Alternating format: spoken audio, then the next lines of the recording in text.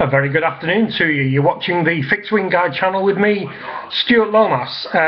This is the second of what I think is going to be 3 videos today. I've managed to calm myself down from the unboxing of my Omega Seamaster. It's fantastic. I've cleaned it. It looks brand new. I'm going to go and have a link put in it tomorrow, and I will have the pleasure of wearing it properly for the first time. This second video is really just to voice my amazement at something I heard on the radio today. David Poshboy Cameron has launched the Conservative Manifesto for the general election 2015. Which, if you're watching this out of the UK, happens in May. And the major policy he's announced is that residents or tenants of social housing here in the UK, which is being supplied by housing trusts, etc., will have the opportunity to buy their property at a massive discount. Now, I thought to myself, I'm sure I've heard something like that before. That's what I thought. I sat down and I thought, well, to bear with myself, and I'll make myself a cup of coffee, and I'll think really hard where this idea came from. So, after sitting there, I was thinking, well, you know, I'm 54 years old, and I seem to remember, in the dim and distant past, there was a bitch in control of Britain called Margaret Thatcher, who promoted the me society here in Britain, which was all about the haves and the have-nots, and trying to convince some of the have-nots that they could become a have by buying their council house. Now, the result of that was that quite a lot of people did. In fact, my own mother did that. The result of this problem was inevitable, and I'll come on to the result in a minute. The reason a lot of people did it, they thought that that would be their first rung on the housing ladder. Now, what they didn't think about was if their house happened to be in a undesirable area, it was very unlikely through the course of time that that undesirable area would become desirable. Very unlike certain areas of London like Notting Hill, etc., which were undesirable at one time, are now very fashionable. But here in Manchester and the environs, a lot of the council properties are in quite rough areas. So you've got people who are buying these houses on these estates where potentially it could look like Beirut on a bad day, are now owners, proud owners of their own property, and then at some point in their future they decide to put it on the market to try to make a profit or recoup the money that they shelled out on that property. And needless to say, they waited and they waited and they waited and they waited, because the property didn't sell, because people didn't want to live on what was mostly a council estate.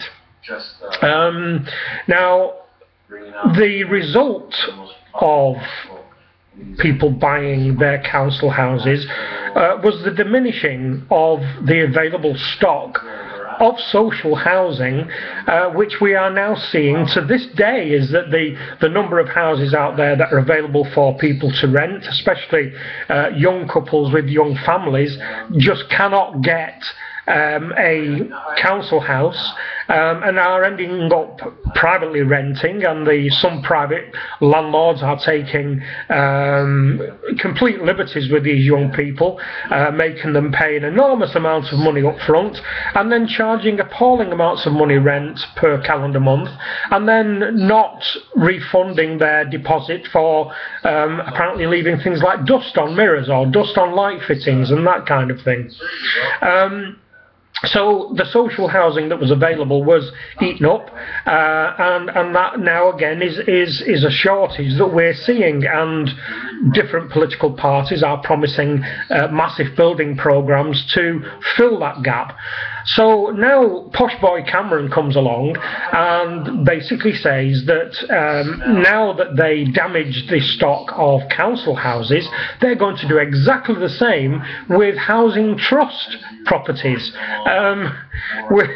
which is incredible, because they don't see, or more likely they don't care about the future impact of that course of action. He is totally ignoring what has actually happened by that policy being introduced by one of his predecessors, and he doesn't see that the people who are on the lower end of the wage scale and the lower end of the socio-economic scale are going to struggle to find somewhere to live, especially when they have children.